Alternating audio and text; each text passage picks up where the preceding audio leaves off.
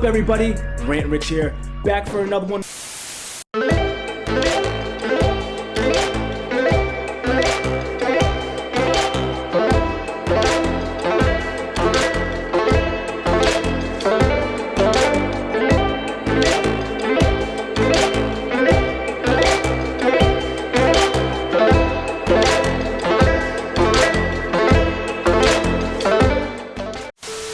What's up, everybody? Rant Rich here, back with another one. So today I want to talk about coronavirus, and not just the virus, but the effect that it's had on the MMA world, and specifically the UFC. Now, I could sit here for hours and tell you the negatives about coronavirus. Obviously, we don't want coronavirus in our lives. Hopefully, we'll have some type of cure vaccination within the next year.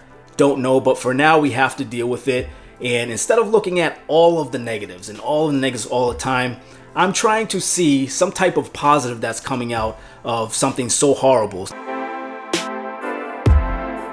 First example, UFC 251. This is an event that has been planned out for a while. It's going down this weekend, July 11th, 2020 on Fight Island. The first fight on Fight Island. This is very exciting. This is on Yas Island in Abu Dhabi.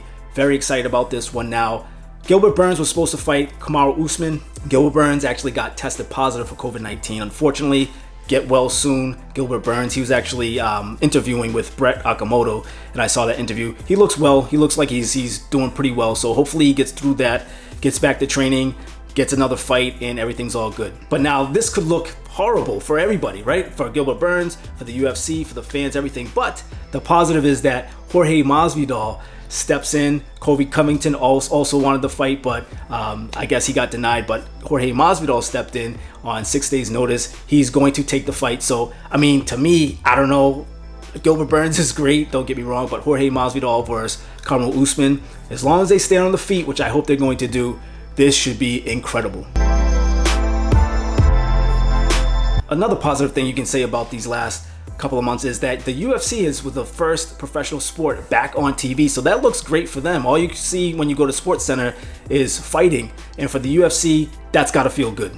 And remember, with that, there's more people watching because this is the only professional sport on TV. So even if you don't like MMA or if you've never given it a shot, if you like sports and you like live events especially, you are somewhat forced to watch all this fighting. And with some of those people, I'm sure they're starting to turn into fans. Also, another one is, and a lot of you may disagree with me on this one, but no fans, I think, is a great change. I would not like to see it forever, but the fact that the judges aren't influenced by cheers and the screaming and the yelling, and they can really keep their mind and their focus on the fight. The fighters can hear their corner, they can hear the opponent's corner, which I think is great. And at the end of the day, really, I mean, who needs fans at a live event? I really don't. I get so amped up and excited when I watch these fighters fight. I really do not need the fans. That's just my personal opinion. Anybody out there that feels differently, comment down below, let me know. But I personally do not need fans there. I will admit, at first, it was a little weird, but I'm so used to seeing the tough seasons back in the day, and then Tuesday Night Contender Series also. Those crowds are very small, so not exactly the same, but very similar. So I got used to it and adjusted pretty quickly, and I kind of like it. Now, again, I would not want to see this forever. I want them to go back to being fans, but for now, I think it's a good change. And again, I'm glad that the fighters can hear their corner if they're going to use a corner. Mike Perry, wow, that's a first. Stuff like that, that's what I mean. It's a lot of like craziness. It's a crazy world we're living in. It seems like it's affecting the MMA community, but in a good way. Also, specifically for Dana White and his team, of course, but Dana White was the one that came out, and he's been actually very, very active on social media. And he said, listen, people will get coronavirus, but we're going to do our best, and we're going to spend top dollar on tests to make sure that this does not come in and spread amongst different teams. You know, there's a lot of times they're staying at the same hotels. Different teams, different fighters, the refs, the judges, they all need to stay safe in quarantine until it's in him too. Dana White and his team, they all have to stay quarantined until it's fight time, and everybody needs to stay safe. And for the most part, I know there's a few fighters that have gotten coronavirus, and I know Jacare Souza kind of slipped through the cracks, and that was a little dicey, a little scary. But for the most part, I mean, if you average out all the fighters, it's been going pretty well so far. And now for me, the biggest positive to this horrible negative that we're all going through is Fight Island. Fight Island. Finally, we got Fight Island. We've known about it for a little while, but now the UFC is sending out pictures, and we're seeing these beautiful shots of Fight Island, the octagon, chilling in the sand. I mean, this looks incredible. Just that alone would make me want to watch UFC 251 if I wasn't already going to watch it, already wasn't a fan.